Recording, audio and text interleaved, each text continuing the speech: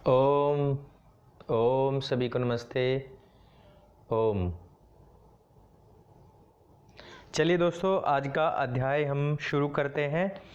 आज वही अध्याय 2 और विशुद्ध मनुस्मृति में पेज नंबर 98 यहाँ से हम आरंभ कर रहे हैं। और यहाँ से गुरु आदेश कर रहा है कि किसके यहाँ से हमको कभी भी दान, दक्षिणा, भिक्षा, सहायता नहीं लेनी चाहिए।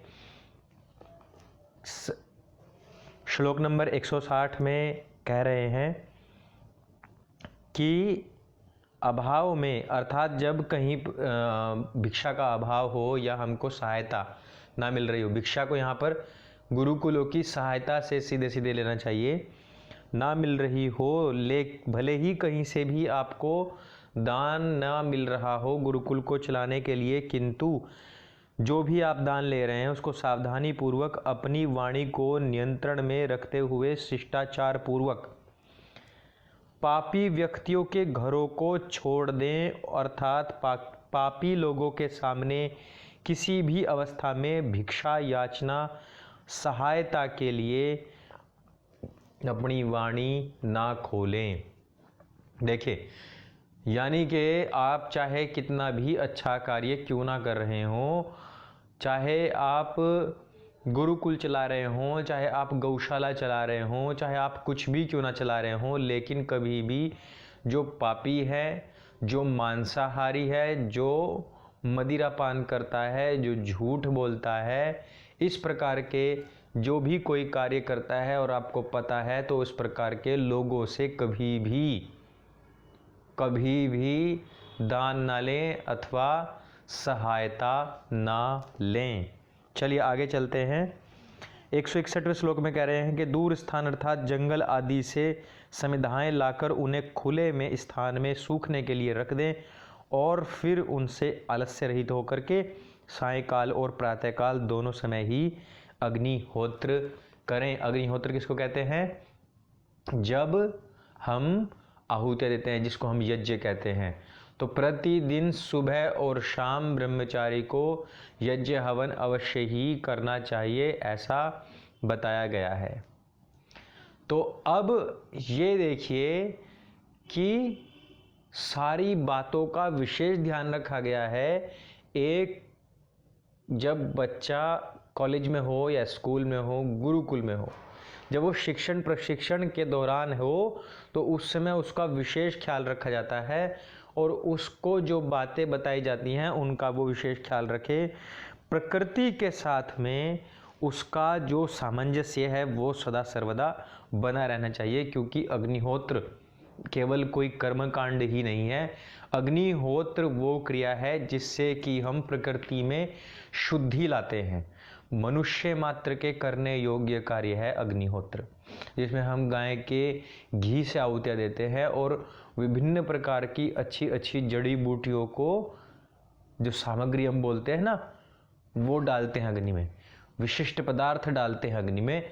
अग्नि में गिरने के बाद में वो अणुओं में विभक्त होकर के संपूर्ण वातावरण में सुगंधित पैदा करता है तथा कीटाणुओं को नष्ट करता है, विषाणुओं को नष्ट करती है वो अग्नि। ठीक है, आगे कह रहे हैं 166वें श्लोक में, गुरु के द्वारा प्रेरणा करने पर अथवा बिना प्रेरणा किए भी ब्रह्मचारी प्रतिदिन पढ़ने में और गुरु के हितकारक कार्यों को करने का यत्न हमेशा ही करे। अर्थात जरूरी नहीं है कि टीचर आपके पीछे पीछे फिरे कि आप पढ़ो आप पढ़ो आप पढ़ो। आवश्यक नहीं है इस बात की, इसके बात की आवश्यकता नहीं है। आपको टीचर के प्रेरणा करने से पहले, अर्थात उनके बोलने से पहले ही सब काम कर लेने चाहिए, कंप्लीट कर लेने चाहिए, उनको कंप्लीट करके देने चाहिए, तो ज़्यादा अच्छा है। और अपने ब्रह्मचर्य की रक्षा हमेशा करनी चाहिए। आगे 167वें श्लोक में कहते हैं, गुरु के सामने बैठना, खड़े होने की अवस्था क्या है? ब्रह्मचारी हमेशा शरीर, वाणी, ज्ञानेंद्रियों और मन को भी वश में करके, अर्थात सावधान होकर प्रथम तो हाथ जोड़ के तदनंतर फिर बैठे और खड़े हों में। अर्थात हमेशा शिष्य को चाहिए कि वो जब भी टीचर उनके सामने आए तो करबद्ध हाथ जोड़ करके नमस्ते करे और पहले उनके आने से पहले खड़े हों, आदर भाव से उनको नमस्ते करें और फिर वापस बैठ जावें। अर्थात जिस प्रकार से आजकल आप स्कूल कॉलेज में देखते हैं, टीचर घुसते हैं तो बच्चे सब खड़े हो जाते हैं, गुड मॉर्निंग सर, और फिर बैठते हैं थैंक यू सर बोलने पे जब वो कहते हैं सिट डाउन, फिर good afternoon sir, good evening sir, ये जो बताया गया है। तो ये उठना, आदर सम्मान में हाथ जोड़ना और फिर वापस बैठना गुरुकुलीय शिक्षा प्रणाली में इस सृष्टि के आरंभ में ही मनु महाराज ने अपनी पुस्तक में, जिसमें उन्होंने डूज एंड डोंट्स को बहुत ही आसान भाषा में समझाया था, पहले ही बता रखा है। आगे चलते हैं। कहते हैं कि सदा ही उद्धृत पानी रहे, अर्थात ओढ़ने के वस्त्र से दायां हाथ बाहर ही रखे। ओढ़ने के वस्त्र को इस प्रकार से ओढ़े कि वह दाएं हाथ के नीचे से होता हुआ बाएं कंधे पर जा टिके, जिसे दायां कंधा और हाथ वस्त्र के बाहर निकला रहे। मैंने इसीलिए पहले ही कटी वस्त्र की तरह रख लिया है। इसको कैसे रखते हैं, अर्थात ऐसे कह रहे हैं कि आपने जब ओढ़ना है तो ये मेरा जैसा दायां हाथ है, तो दाएं हाथ को मैं ऐसे निकाल लूँगा और इसको ऐसे यहाँ से ऐसे ओढ़ना होता है, ठीक है। ब्रह्मचारी को सदा ही अपना ऐसा ये जो दायां हाथ है इसको पूरी तरीके से खुला छोड़ना चाहिए, ताकि उसको कोई भी कार्य करने में कोई भी दिक्कत ना हो। इस प्रकार से उसको कटी वस्त्र पहनना चाहिए और ये हाथ इस प्रकार से हो, ऐसे यूं होना चाहिए बिल्कुल, ठीक है। तो इस प्रकार से उसको हमेशा कटी वस्त्र ओढ़ना चाहिए। मैं कहा था ना आपको, पहली ही क्लास से पहले कह देता कि एक एक चीज़ का सलीका, कैसे उठना है, कैसे बैठना है, कैसे बात करना है, आपको बारीकी की के साथ में हर चीज़ बताई जाएगी कि किस प्रकार से हमारे विधान हैं। आजकल तो लड़कियां, मैंने पिछली कक्षा में बताया था ना कि लड़कियां कुछ भी पहन के निकल लेती हैं, ऊट पटांग जो मर्जी आ रहा है वो पहन रहे हैं, लड़के भी और लड़कियां भी, जो कि गलत है। इस प्रकार से नहीं पहनना है। चलिए आगे बढ़ते हैं। कह रहे हैं 169 में कि गुरु के समीप रहते हुए सदा ही अन्न, भोजन पदार्थ, वस्त्र और आभूषण वेशभूषा से बिल्कुल सामान्य रहें और इस गुरु से पहले ही जागे तथा उनके बाद में सोएं। गुरु के उठने से पहले ही उठ जाएं और जब गुरु सो जाएं तो उसके बाद में ही सोएं। ये कब की बात है? जब गुरुकुल होते थे तो गुरुकुलों में क्या होता था कि वहीं पे ही, जिसको आजकल आप डे बोर्डिंग क्या बोलते हैं, इसको फुल बोर्डिंग स्कूल जिसको बोलते हैं, गुरुकुल ऐसे होते थे भाई, पूरी तरीके से गुरु की ही कमांड वहाँ पर होती थी। तो इस प्रकार से वहाँ शिक्षा अध्ययन होता है। तो कितना छोटी छोटी सी चीज़ों को ख्याल में रखा गया है। टीचर इससे पहले कि उठें, आपको उनसे पहले उठ जाना चाहिए हमेशा ही। आगे कहते हैं 170 श्लोक है, प्रति श्रवण अर्थात गुरु की बात या आज्ञा का उत्तर देना या स्वीकृति देना और संभाषा बातचीत करते समय यह लेटे हुए कभी भी ना करें, ना बैठे बैठे, कुछ खाते खाते, और ना ही दूर खड़े होकर, ना ही मुंह फेर कर के बातें करें। अब देखिए कितनी बारीकी के साथ में स्टूडेंट्स के लिए बात बताई गई है। मान लिया आप लेटे हुए हैं और टीचर आपके आ जाएं और कहें कि हाँ भाई इस बात का आंसर दो, और स्टूडेंट लेटे ही रहें, या बैठे बैठे हों, टीचर आपके खड़े हुए हों, और या फिर आप कुछ खा रहे हैं, मुंह चला रहे हैं, चबा रहे हैं कुछ, और उसके साथ ही साथ में आंसर भी कर रहे हैं। तो इस प्रकार से कहीं पर भी किसी को भी नहीं करना चाहिए। जो टीचर्स हैं उन सबको भी ध्यान रखना चाहिए कि इस प्रकार के, और जो माँ बाप हैं अपने बच्चों को इस प्रकार का, वो पहले से पहले ही इनको नैतिक शिक्षाओं में ढाल लें। कभी भी बच्चा अपने माता पिता को भी इस प्रकार से आंसर ना करें। उन बच्चों को पहले से पहले ही पूछ लेना, बता देना चाहिए कि यदि माता पिता कोई बात कर रहे हैं और बेटा लेटा हुआ है या बेटी लेटी हुई है, आप जाएं कुछ बात पूछ रहे हैं और वो अपना लेटे लेटे या खाते खाते या बैठे बैठे ही अपना कुछ वो कर रहे हो, कभी भी उनको ऐसी आदत ना पड़ने दें अपने बच्चों को। क्योंकि पहले क्लास में ही मैंने आपको बात बताई थी कि पिता सबसे बड़ा गुरु होता है। गुरु की जो श्रेणी है उसमें आता ही यही है कि जो बच्चे का पूरी तरीके से पालन पोषण भी करता हो, उसकी देखरेख भी करता हो, पूरा ख्याल भी रखता हो। तो सबसे पहला जो गुरु है वो बताया गया है कि वो पिता ही है। तो बच्चों में भी इस प्रकार के संस्कार ना आने दें। दोस्तों, मैं पिछले 11 मिनट से आपको पढ़ा रहा हूँ, क्या कहीं पर भी मनुष्य मात्र या मानव मात्र के अलावा कोई शब्द आया है? क्या कहीं पर भी आया है कि मेरे देश, मेरे मोमिनों या मेरे मुसलमानों या ए ईमान वालों या ए हिंदुओं या ए ईसाइयों? दोस्तों, सारी चीज़ें जितनी भी हैं वो सभी की सभी बातें वो बताई गई हैं जो मनुष्य मात्र के करने योग्य हैं, जो मनुष्य मात्र को करना चाहिए। तो इस प्रकार के जितनी भी चीज़ें हैं वो मनुष्य मात्र के लिए केवल मनुस्मृति में बताई गई हैं, लेकिन इस देश में हम सब हिंदुओं में आपस में झगड़ा पैदा करने के लिए इस प्रकार की बातें बनाई जाती हैं कि ये केवल ब्राह्मणों के लिए लिखी हुई है, इस किताब में बाकी कोई बात नहीं है, केवल दलितों को मारने पीटने और उनके कान में शीशा डालने की बात कही गई है। दोस्तों, मैं पूरी मनुस्मृति आप लोगों के सामने कहने वाला हूँ कुछ और अन्य दिनों में, आगे आने वाली क्लासेस में। आप कहीं भी कोई भी बात नोटिस करें तो उसको लिख लें और मुझे बता दें कि इस श्लोक में हमको ये बात गलत लगी थी और इसमें दलितों के बारे में कुछ कहा गया या मानव मात्र के बारे में ना कहा गया हो। प्रत्येक मनुष्य को, प्रत्येक व्यक्ति को, चाहे वो कोई भी क्यों ना हो, चाहे वो मुसलमान हो, चाहे ईसाई हो, कोई भी क्यों ना हो, सबके करणीय बातें हैं। कोई भी टीचर ये बात नहीं कहेगा, चाहे वो मदरसे में हो, चाहे वो गुरुवाणी सिखाने वाला कोई सिख हो, कोई भी हो, कि टीचर के साथ में ऐसे बात करनी चाहिए। कोई भी नहीं कहेगा, मान सम्मान के साथ में ही बात करनी चाहिए। और वही सृष्टि के आरंभ में, वेदों के बाद में मनु महाराज ने बहुत ही आसान सरल भाषा में अपने बच्चों को ये बातें समझाई।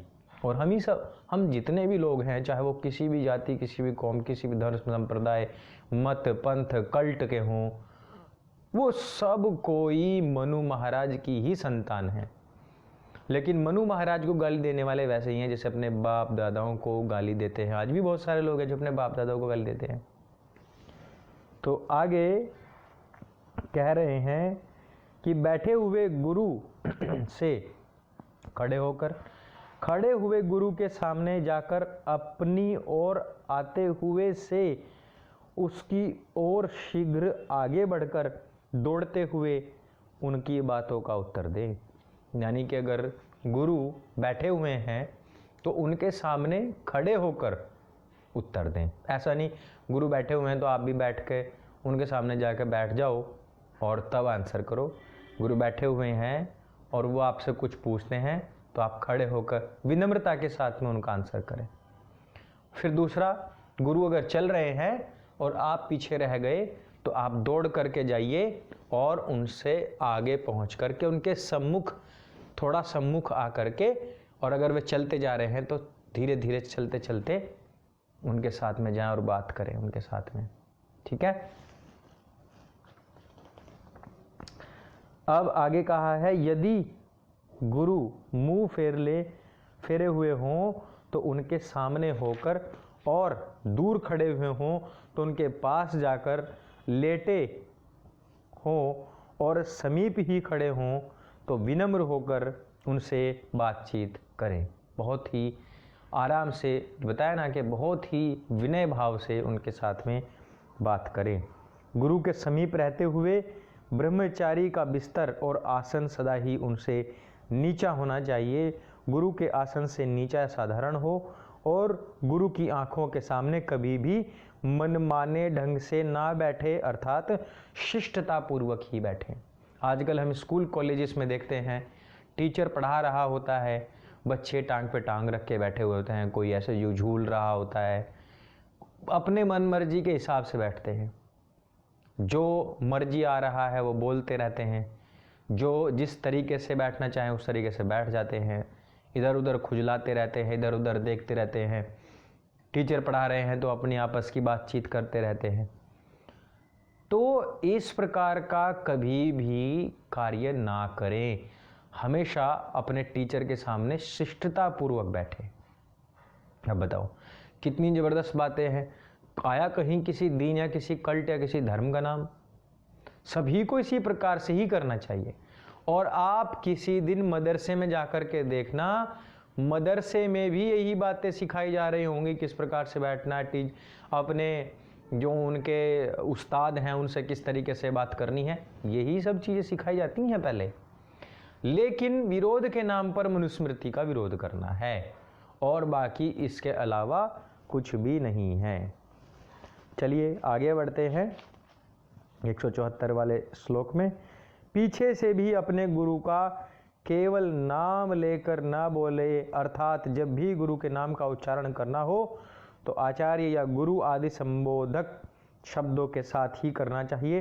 अकेले नाम कभी भी ना लें। इस गुरु की चाल, वाणी तथा चेष्टाओं का अनुकरण ना करें, यानी कि नकल ना उतारें। टीचर्स की कभी भी नकल ना उतारें। एक ही गुरुकुल में 5, 7, 10, 20 यदि आपके में हैं टीचर हैं तो आपको उनके नाम के साथ में गुरु, आचार्य, जो भी कुछ में आपके हैं उस प्रकार का संबोधन लगाना चाहिए। ठीक है, और ये होता भी है, ये एक सामान्य शिष्टाचार है। इस सामान्य शिष्टाचार का उपयोग तो प्रत्येक को ही करना चाहिए और सभी करते हैं। सभी कल्ट्स के लोग को ये प्रयोग करना ही होता है। साधारण से साधारण नियमों का जो उत्पत्ति है वो भी हमारे यहीं से चली है। इसीलिए कहा गया है कि ये जो सनातन संस्कृति है सबसे पहली संस्कृति है। सा प्रथमा संस्कृति विश्ववारा। चलिए आगे बढ़ते हैं। शिष्य अपने गुरु को दूर से नमस्कार ना करे, ना क्रोध में करे। जब अपनी स्त्री के पास बैठे हों उस स्थिति में जाकर अभिवादन ना करें, और यदि शिष्य सवारी पर बैठा हो तो उतरकर अपने गुरु को अभिवादन करे। अर्थात जब गुरु अपनी पत्नी के साथ में हो, गुरु जब अपनी स्त्री के साथ में बैठे हुए हों तो उस स्थिति में जाकर उनके पास जाकर के अभिवादन ना करे। यानी कि जो आपके गुरु हैं वो अपनी पत्नी के साथ में हों तो उनके समीप जाकर के आपको नमस्ते, अभिवादन या पैर छूने की आवश्यकता नहीं है।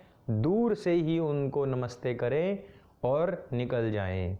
आवश्यकता नहीं है आपको। यदि आप सवारी पर हैं, गुरु वहाँ से निकल रहे हैं तो सवारी को रोक करके उतर के और फिर जा कर के उनके जो भी आपको चरण स्पर्श करना है या उनको नमस्ते करना है, अभिवादन करना है। अभी तक इसमें चरण स्पर्श का जिक्र नहीं आया है। शिष्य की ओर से गुरु की ओर सामने से आने वाली वायु में उसके विपरीत, अर्थात शिष्य की ओर से गुरु के पीछे की आने वाली वायु की दिशा में गुरु के साथ में कभी भी ना बैठे, तथा जहाँ गुरु को अच्छी प्रकार सुनाई पड़े ऐसे स्थान में कोई सुनाई ना पड़े, ऐसे स्थान पर कोई बात ना करे। अर्थात जहाँ पर गुरु को सुनने में दिक्कत हो और आपको बार बार अपनी बात रिपीट करनी पड़े, ऐसे स्थान पर ना ही बोले तो ज़्यादा बेहतर है। अर्थात अपने गुरु की सहूलियत का हमेशा ध्यान रखें, उनको बार बार परेशान ना होना पड़े। बैलगाड़ी, घोड़ा गाड़ी, ऊंट गाड़ी पर और महलों अथवा घरों में बिछाए जाने वाले बिछौनों पर, चटाइयों पर तथा पत्थर, तख्त, नौका आदि पर गुरु के साथ बैठ जाएं। यदि कहीं पर भी कोई बैलगाड़ी, घोड़ा गाड़ी आदि चल रही है तो वहाँ पर खड़े ना रहें। मान लिया आप और आपके गुरु रथ में जा रहे हैं और आप खड़े ही हुए हैं फिर भी, तो वैसे कभी भी खड़े ना हो, आप उनके पास में बैठ जाएं कहीं पर भी। फिर कहा है कि गुरु के भी गुरु यदि समीप आ जाएं तो उनसे अपने गुरु के समान ही आचरण करें और अपने अन्य गुरुजनों के आने पर गुरु से आदेश लिए बिना अभिवादन करने न जाएं, अर्थात गुरु से अनुमति लेकर ही उनके पास जाएं। अर्थात बाहर से यदि कोई भी आ रहा है तो उनके पास जाना, उनको अभिवादन करना, जिनको आप नहीं जानते हैं, ना जाएं कभी भी। पहले आप अपने टीचर से पूछें कि ये कौन है। और ये बहुत छोटी छोटी बातें हैं जिनको के आजकल के माता पिता अपने बच्चों को नहीं सिखाते हैं। जब तक हम ये सब बातें अपने बच्चों को नहीं सिखाएंगे तब तक हम अपने जीवन में भी आगे नहीं बढ़ सकते हैं, क्योंकि हम अपने बच्चों को यदि अच्छे संस्कार नहीं दे सकते तो हमारा उनके जीवन में होने और ना होने का कोई प्रयोजन नहीं है। चलिए आगे बढ़ते हैं। इस संसार में स्त्री पुरुषों का परस्पर के संसर्ग से दूषण हो जाता है, यह स्वाभाविक ही है। इस कारण बुद्धिमान व्यक्ति स्त्रियों के साथ व्यवहारों में कभी भी असावधानी नहीं करते, अर्थात ऐसा कोई बर्ताव नहीं करते जिससे सदाचार के मार्ग में भटक जाने की आशंका हो। कह रहे हैं कि कभी भी ब्रह्मचारी हों चाहे व्यक्ति हों, कोई भी क्यों ना हो, उनको स्त्रियों के साथ में जब भी कोई व्यवहार करें तो उस व्यवहार में बहुत ही संभल कर और बहुत ही शिष्टतापूर्वक और बहुत ही रिजर्व रह करके उनके साथ में बातचीत या कोई भी जैसा हम सामान लेना है, कुछ भी हो, ये बहुत रिजर्व रह करके करे, क्योंकि स्त्री पुरुष के संबंधों में दूषण बहुत जल्दी आता है। इसलिए कभी भी ब्रह्मचारियों को चाहिए कि बहुत ज़्यादा घुले मिले नहीं। आगे, स्त्री वर्ग के साथ एकांतवास ना करें। कह रहे हैं कि मनुष्य को चाहिए कि माता, बहन, पुत्री के साथ भी, अथवा वो चाहे वो गुरु की माता, पत्नी और पुत्री हो, उनके साथ में भी कभी भी एकांतवास ना करें। अर्थात कोई भी, चाहे वो परिस्त्री कोई भी क्यों ना हो, उसके साथ में एकांतवास कभी भी नहीं करना चाहिए। विद्वान व्यक्ति अपनी इंद्रियों को, जो कि इंद्रियां शक्तिशाली होती हैं, उनको हमेशा अपने वश में करके रखते हैं। बहुत सारे लोग होते हैं जिनको सहज ही आकर्षण हो जाता है किसी भी स्त्री के प्रति, या कोई बालिका हो तो उनमें बालकों के प्रति, लड़कों के प्रति सहज आकर्षण हो जाता है। आजकल हम स्कूलों में देखते हैं छोटे छोटे बच्चे, छोटे छोटी बच्चियां जो हैं वो लव लेटर एक दूसरे को पकड़ाते फिर रहे हैं। इस प्रकार से मना किया गया है कि कभी भी स्त्री पुरुष एक दूसरे के संपर्क में इस प्रकार से ना आए कि उनकी जो इंद्रियां हैं वो उसके प्रति एक व्यर्थ का जो आकर्षण होता है, अट्रैक्शन जिसको आजकल बोलते हैं, वो चीज़ कभी भी नहीं होनी चाहिए, क्योंकि इससे हमारे जो शिक्षण प्रशिक्षण का जो कार्य है वो बाधित हो सकता है। आगे बढ़ते हैं। अच्छा तो यही है कि युवक शिष्य गुरुकुलस्थ गुरुओं की युवा पत्नी हो चाहे उनकी बेटी हो, यह मैं अमुक नाम वाला हूँ ऐसा कहते हुए पूर्ण विधि के अनुसार सिर को झुकाकर अभिवादन करे और स्त्रियों के चरण स्पर्श ना करे। जब तक आप ब्रह्मचर्य में हैं, पर स्त्री पर कन्या इनसे ज़्यादा बातचीत ना करें। उनका ये जो आजकल बहुत ज़्यादा अट्रैक्शन, क्रश, लव स्टोरीज़, फिर छोटे छोटे बच्चे नशे काटते हैं, नाम लिखते हैं उनके। अब देखो व्यर्थ की बातें हैं, व्यर्थ में अपना टाइम वेस्ट कर रहे हैं लोग। वैसा कभी भी नहीं करना चाहिए। बच्चे का काम है सिर्फ अपनी पढ़ाई तक सीमित रहे और पढ़ाई में अपना मन लगा करके, ध्यान लगा करके पढ़ाई करे और आगे बढ़े। प्रत्येक माता पिता की यही इच्छा होती है। ठीक है, चलिए आगे बढ़ते हैं।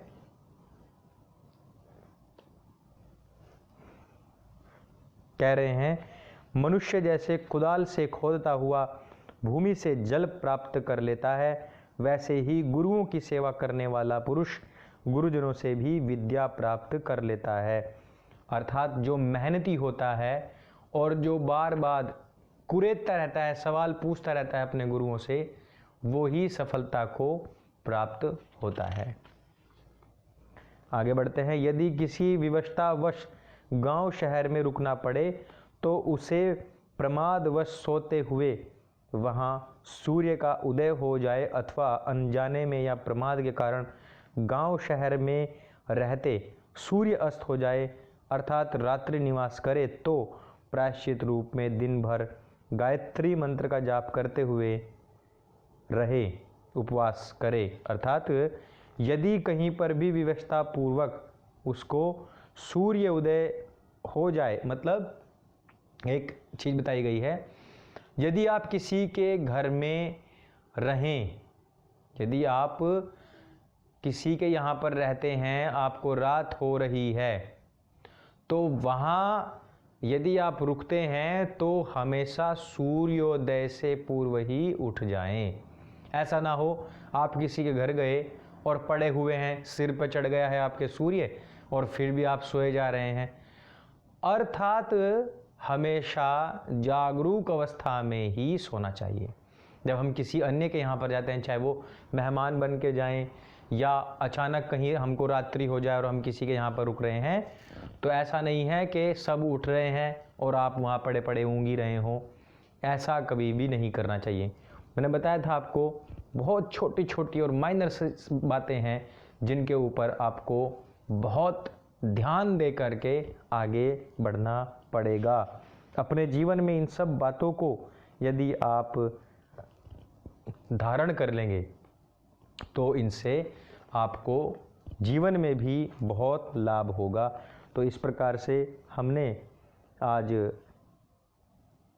196 सूत्र तक हम पहुंच गए हैं। कल 197 सूत्र से हम श्लोक से हम आरंभ करेंगे। तो अब हम 3 बार ओम का उच्चारण करेंगे और आज की जो कक्षा है उसको यहीं पर समाप्त करेंगे। कल फिर इसी समय मिलेंगे वापस। ओम।